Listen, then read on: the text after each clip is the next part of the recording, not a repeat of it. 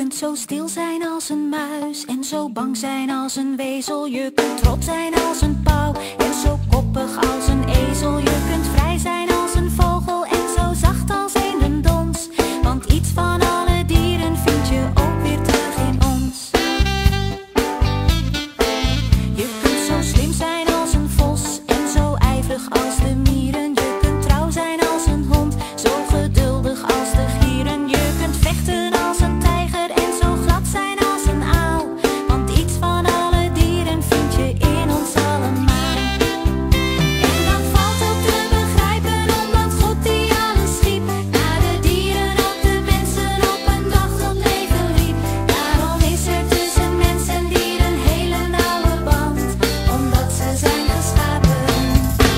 geschapen door zijn hand.